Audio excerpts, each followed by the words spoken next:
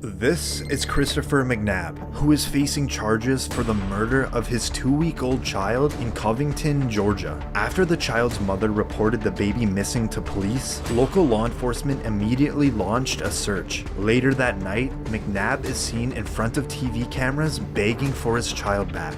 I want my kid back, man. That's my child, man. I want my kid, man. The next day, the child's body was found in a nearby wooded area. The cause of death was blunt force trauma to the head, which was later ruled a homicide. McNabb was arrested and charged with the murder of his own 2-week-old baby. After he was found guilty, we now move on to the sentencing. McNabb can then be heard claiming his innocence. I'm innocent. I didn't do it. I've maintained that the whole time. I would never do this. That's all I got to say. I would never do it. I'm innocent. And now the judge lets McNabb unknowingly choose his own sentence. You claim you're innocent, so you tell me what sentence the man or woman that you claim did this should receive. If you ever find out who did them, they deserve to be under the jail. Okay, so they ought to get the maximum sentence. Most definitely. Okay. On the crime of malice murder, I sentence you to life in confinement without parole. On concealing the death of another, I sentence you to... After McNabb was handed down the max sentence, he was moved to Hays State Prison in Tryon, Georgia, where he is serving his life sentence.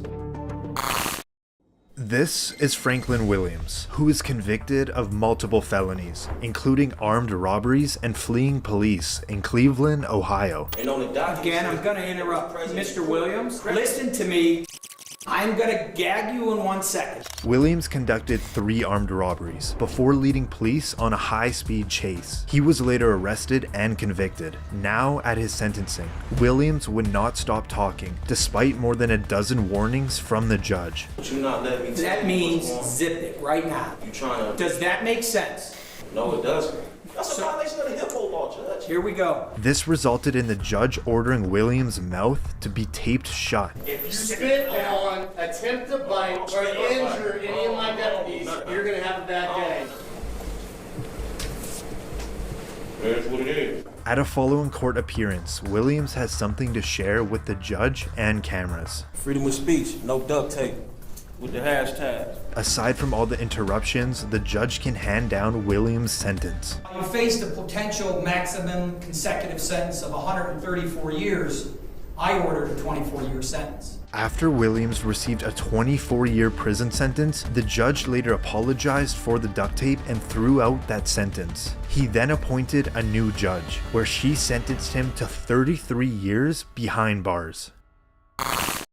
This is Kamiya Gant, who is charged with the murder of her boyfriend in Jackson, Mississippi. Reportedly, the attack happened during an argument between the two individuals and ended with the boyfriend being violently stabbed to death. Gant was arrested on first-degree murder charges. In court, Gant would claim her murder was in self-defense and her boyfriend was attacking her, but in the end, she was found guilty of murder. The way I was portrayed, mostly everything was lies. There was a little bit of truth, but mostly I was convicted off of lies. We now move into the sentencing, where Gant reportedly kept interrupting the judge. You're gonna shut your mouth or I'm gonna have some duct tape put on it. With Gant showing no remorse, the judge had some final words. You stabbed, you stabbed, you stabbed, you stabbed until he was dead. I agree with the family. I hope you die in prison as well. You know, if this was a death penalty state, you'd be getting the chair. In the end, Gant was sentenced to life in prison without the possibility of parole.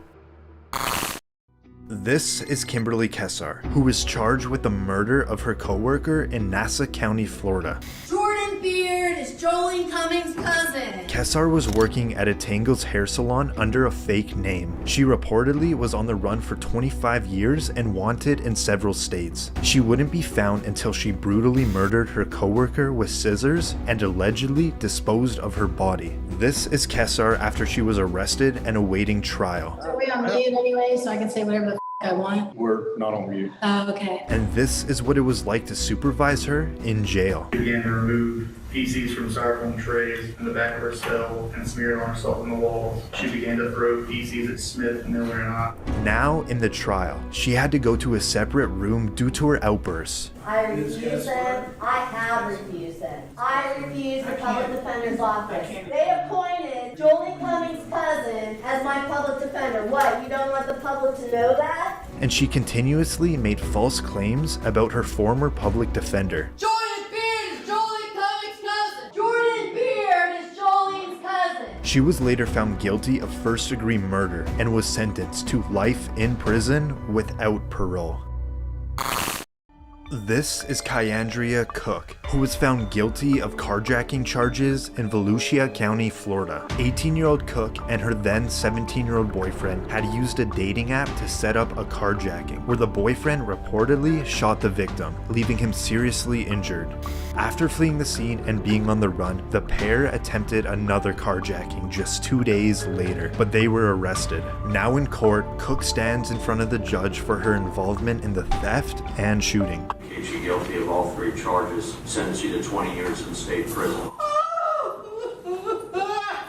That is Cook's mother that can be heard crying.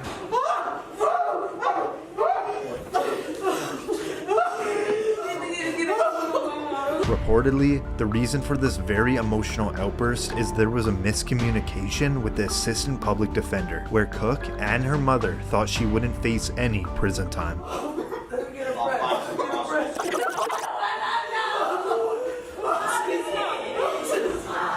Cook's sentence was later reduced to 11 years in prison.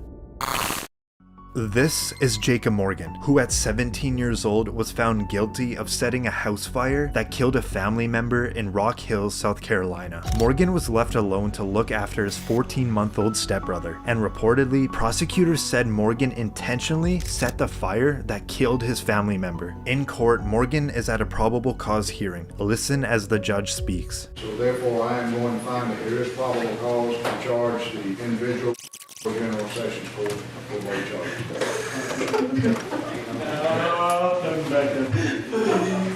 Morgan settled for a plea deal where he pleaded guilty to involuntary manslaughter and unlawful neglect of a child. However, he stated he loved his brother and he always maintained his innocence. I love my brother. I still do to this very day. He's my best friend. To kill him would be killing the pieces myself. And I just wish I could have gotten to him in time. Morgan was sentenced to 15 years in prison, but after serving only 7 years, he reportedly was released. This is Ignacio Rodriguez, who is the suspect in the death of his 4-month-old son in San Antonio, Texas. Reportedly, the child suffered a fractured skull and severe bleeding to the brain. Rodriguez was the lead suspect and was taken into custody. Now in court, Rodriguez stands in front of the judge where he is now facing a capital murder charge, but reportedly, he instead pleaded guilty to a lesser charge of intentional or knowing injury to a child causing serious bodily injury. Mr. Rodriguez, how do you plead? Guilty, not guilty, or no contest? Guilty. The judge now hands down his sentence. It is the order of the court that you be sentenced to 50 years confinement. But this is the moment that the baby's mother confronts Rodriguez. I hate more than anything what you did to our son, and for that I can never see myself forgiving you. You were supposed to be our protector, not the one to break our hearts. When the mother starts talking about her other child, Rodriguez insists that she tells the truth. As she gets older, she will start asking questions. Man, tell her the truth. Tell her the truth. Tell her the truth. Tell her how everything was supposed to be. Tell her the whole truth. Don't lie to her. Tell her the whole truth. Tell her the whole truth.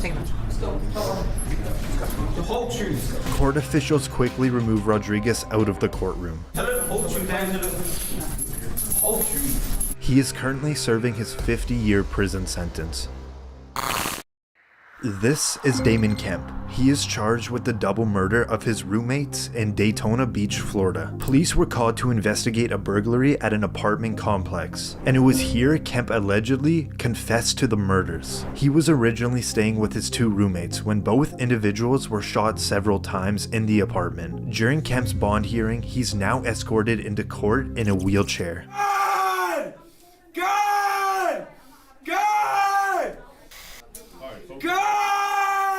The judge tries to get Kemp's attention, but he's completely ignored. Mr. Kemp? God! Damon Kemp, I'm going to conduct your first appearance. God! For the victim's family, it got so tough they had to walk out. Kemp is currently in the Volusia County Jail awaiting his trial.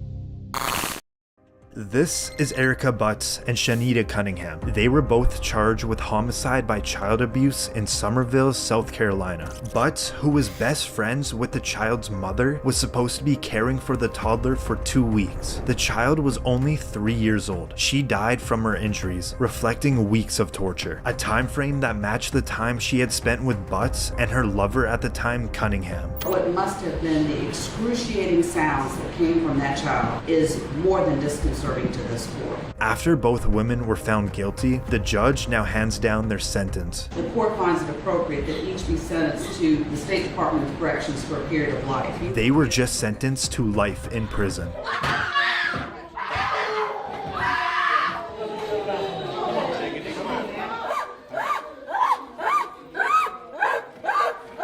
Butts and Cunningham are reportedly at separate prisons serving their life sentences. This is Anthony Kirkland, who is a convicted serial killer in Cincinnati, Ohio. They say I am evil and a monster. They're right. Even my mom hated me, but I don't blame her. Kirkland had previously served a 16-year prison sentence for the killing of his ex-girlfriend. A few years after his release, Kirkland begun his killing spree. Over a 3-year period, he killed 4 women, 2 of them being teenagers. Kirkland was arrested after his 4th murder, as he was caught with one of the victim's watch and iPod, which made him a lead suspect. Eventually, police were able to pin all the murders to Kirkland. Now in court, as the charges are being read out, Kirkland is facing the death penalty, and next, he appears to faint. Count 4, aggravated murder. Kirkland was later found guilty on all charges and sentenced to death. He is currently on death row awaiting his execution at the Chillicothe Correctional Facility.